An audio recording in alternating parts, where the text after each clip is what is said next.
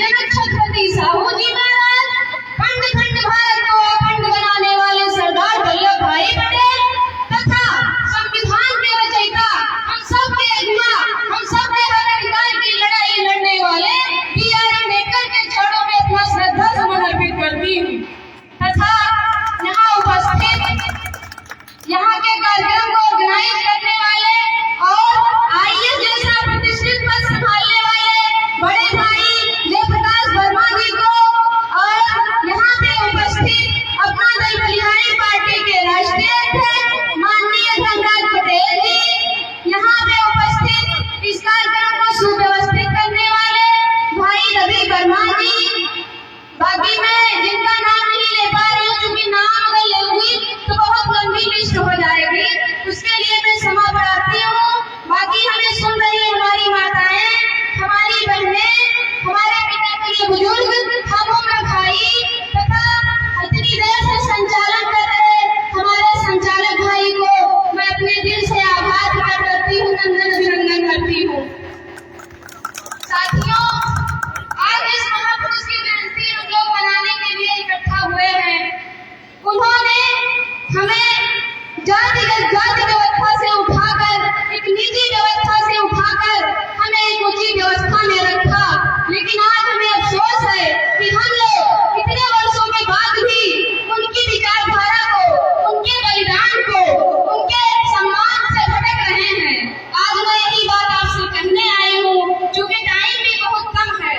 साथियों, आज कुछ लोग राजनीति में बैठे, आज जो हमारे लिए सबसे चिंता का विषय बना है, जो हमारे मान सम्मान, हमारे हक अधिकार से जुड़ा है, जो बाबा भीमराव अम्बेडकर के संविधान से जुड़ा है, सपनों से जुड़ा है, आज राजनीति में बैठे हुए कुछ लोग उसका सौदा कर रहे हैं, हमारे हक अधिकार को छीन रहे हैं। बाबा भीमराव अम्बेडकर के संविधान के साथ वार व्यवहार किए जा रहे हैं, लेकिन मुझे अफसोस है आप लोग इस बात को नहीं समझ रहे हैं। साथियों, आज इस बात को समझना जरूरी है। अगर आज हम इस बात को नहीं समझे कि हमारे हक अधिकार के साथ कोई खिलवाड़ कर रहा है, तो आपका आने वाला कल आपके बीते हुए कल से भी खराब हो जाएगा और आपको इस बात को समझना पड़ेगा। साथियों, मैं आज आपको महान सत्याग्रह की बात बताऊंगी।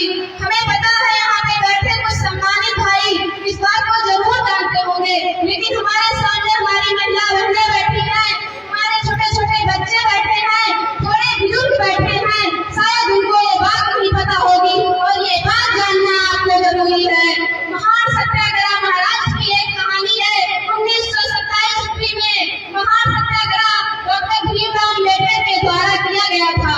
महान सत्याग्रह कोई बहुत बड़ा तोप नहीं है, लेकिन महान सत्याग्रह सम्मान और अधिकार की लड़ाई थी। साथियों, जब महान सत्याग्रह करने के लिए 1927 में बाबा भीमराव अम्बेडकर निकले थे, तो वो जिस स्थान पर बैठकर महान सत्याग्रह करते थे, वहाँ महिलाओं का नग्न वस्त्र कर दिया जाता था, वहाँ महिलाओं का बलात्कार कर दिया जाता था। जब उस जमीन पे आग लगा दी जाती थी और जब लोग जमीन से उठकर चले जाते थे, तो उस जमीन को गंगा जल से पवित्र किया जाता था। ये दशा थी महान सत्याग्रह की। साथियों, महान सत्याग्रह करने के लिए जब बाबा भीमराव अम्बेडकर चले, तो उस समय समाज की वो दुर्दशा थी जिसकी कल्पना भी कर पाना मुश्किल होगा। अब मैं बताती हूँ महान सत्याग्रह का था। महान सत्याग्रह महाराष्ट्र में एक तालाब था जिसका सिर्फ पानी पीने की बात थी। वहाँ के उच्च कल के लोग जो थे, वो निम्न वर्ग के लोगों को पानी नहीं पीने देते थे। एक दिन एक बच्चा बहुत प्यासा था। अब बच्चे को क्या पता यहाँ की व्यवस्था क्या है। उस बच्चे को इतना प्यास लगा था कि वो तालाब के पास गया, उसने पानी पी लिया। जैसे उसने पानी पिया, उसके ऊपर लाठियों से, डंडों से उसको बहुत प्रताड़ित किया गया। एक छोटा बच्चा व्यवस्था के तहत प्रताड़ित किया गया। लेकिन जब ये बात डॉक्टर भीमराव अम्बेडकर को पता चली, तो उन्होंने कसम खा ली कि बात पानी की नहीं है, मैं ये पानी पी के अमर नहीं हो जाऊंगा, लेकिन आज बात हमारे साथ, हमारे सम्मान, हमारे हक की है। साथियों, उस तालाब में सोचिए, उस तालाब में कुत्ता पानी पी सकता था, बिल्ली पानी पी सकती थी, यहाँ तक कि गधा भी पानी पी सकता था, लेकिन निम्न वर्ग के लोग उस तालाब में पानी नहीं पी सकते थे। ये दशा थी उस समय को, और आप भूल रहे हैं। आज आप भूल रहे हैं। आप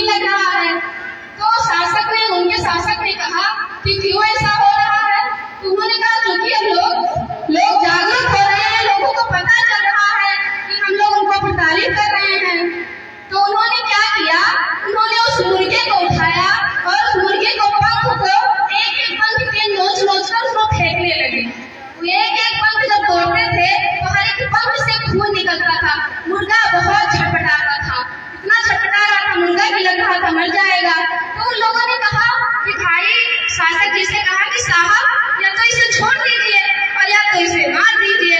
तो उन्होंने कहा यही तो सीख देना चाहता हूँ मैं आपको।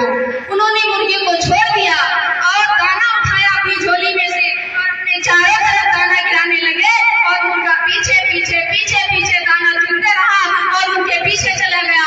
आज की गवर्नमेंट यही करना चाहती है आपके साथ, आपको दाना देकर, आपको पानी देकर, खाना देकर आपका पेट भर देना चाहती है और इसी के आड़ में संविधान के साथ खिलवाड़ कर रही है, संविधान को समाप्त कर रही है ताकि आपका पेट भरे और आपके बच्चे संविधान की प्रस्तावना को न जाने, आर्टिकल 31 को न जाने और आगे चल के आप अपना हक अधिकार न छीन पाए। साथियों, मैं इन्हीं बातों के साथ और मैं बात करना चाहूंगी। आज मैंने जो देखा, मैं लखनऊ में रहती हूँ, मेरा प्रॉपर्टी का काम है और मेरा नाम दिशा पटेल है। मैं आपके अयोध्या डिस्ट्रिक्ट से रहने वाली हूँ और अपना दल गलिहारी पार्टी की राष्ट्रीय महिला महासचिव हूँ। मैं अपना परिचय नहीं दे पाई थी क्योंकि टाइम का अभाव है।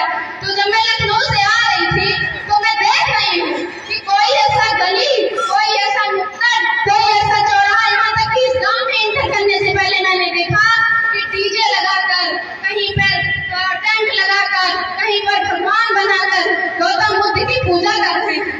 ये बात सरासर गलत है। गौतम अम्बेडकर ने कहा था कि अगर मुझे मानना है, मुझे जानना है तो मेरे विचार को पढ़िए, मेरे कंट्रीब्यूशन, मेरे योगदान को पढ़िए, मेरी पूजा मत कीजिए।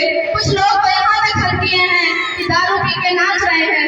साथियों, आज उनके विचार को जानने की जरूरत है, नाचने की जरूरत नहीं है। अगर आप उनके विचार को जानना चाहते हैं तो उनकी किताब उठा के पढ़िए, इससे आपको मिलेगा, उससे कुछ नहीं मिलेगा।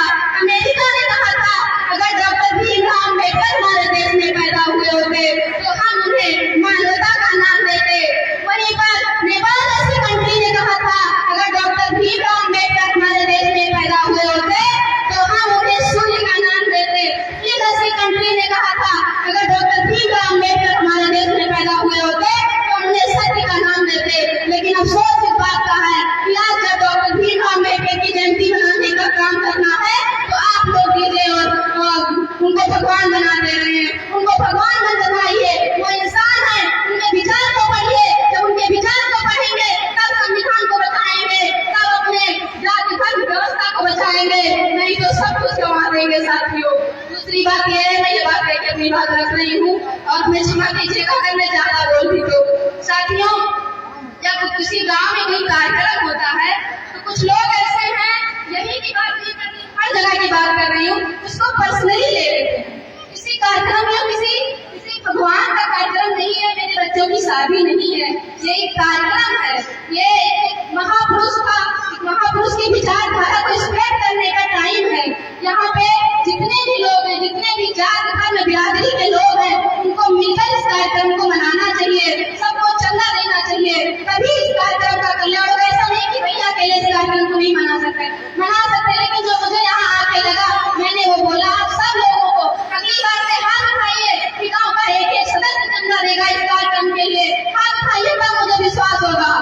हाथ उठा के कहिए, जोर से नारा लगाइए, जय भीम। अब मुझे विश्वास हुआ कि आप सब लोग 100 रुपये चंदा लगाएंगे, भले ज्यादा नहीं लेकिन 100 रुपये चंदा लगा के अगली बार से आप लोग डॉक्टर भीमराव अम्बेडकर